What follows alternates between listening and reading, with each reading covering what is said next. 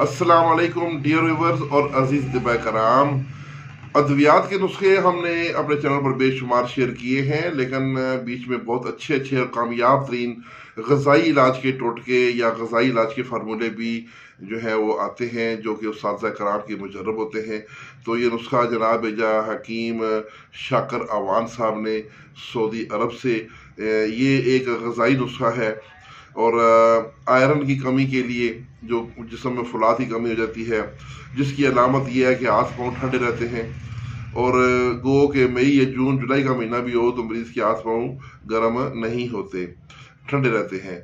और ये ज़्यादातर लड़के लड़कियां जिनकी उम्र 20 से लेके 35 साल के बीच होती है, उनमें ये मसला सामने आता है।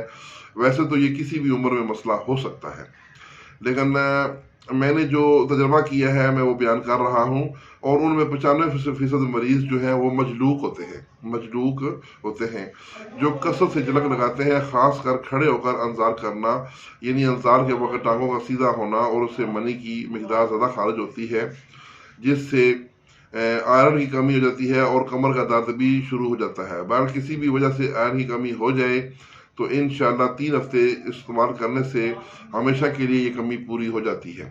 तो नुस्खा ये है कि बंद गोभी जो जामनी रंग की या लाल रंग की होती है, जामनी रंग की, नीले रंग की होती है, और ये अगर ना मिल सके तो जो आम सब्ज़ रंग की बंद गोभी मिलती है वो भी ले सकते हैं, लेकिन जामनी रंग की बंद गोभी के फ़ायदे ज़्यादा हैं।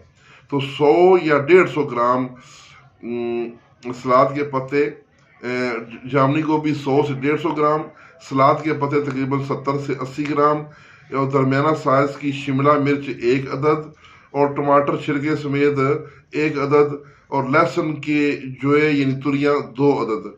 इन सब को बारीक काट कर दोपहर खाने के साथ खाएं, बतौर सलाद खाएं। ये वज़न एक बार की खुराक का है, यानी ये सारा जो वज़न बताया ये एक टाइम की खुराक है। बाकी जो अज्जा लिखे हैं ना, उनमें से कोई चीज़ कम करनी है और ना ही ज़्यादा करनी है। अक्सर लोग खीरे, प्याज, ब्रोकली वगैरह और नमक, ज़ीरा और सिरका भी ऊपर छिड़क देते हैं, तो ऐसा हरगिज़ नहीं करना।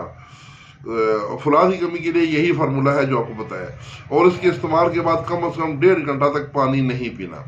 तो ये नुस्खा जनाब हकीम शाकर अवान साहब का, ये ज़रूर आजमाएं। ख़ास तौर पर वो घरेलू ख़वातीन, हमारी बहनें, जो छोटे बच्चे जिनके जो खून की कमी का शिकार हैं उनको, और ख़वातीन जो ख़ुद भी खून की कमी का शिकार होती हैं, तो उन्हें ये ज़रूर ग़ज़ाई इलाज पर इस्तेमाल करवाएं, बजाय इसके कि आप उनको फुलाद की गोलियाँ और फुलाद के इंजेक्शन लगाने से उसके बड़े साइड इफ़ेक्ट होते हैं। नेचुरल जो ग़ज़ाएँ हैं उनके बड़े फ़ायदे हैं और बड़ी महफूज तरीके का इलाज होता है। तो इसके साथ इजाज़त, वस्सलाम।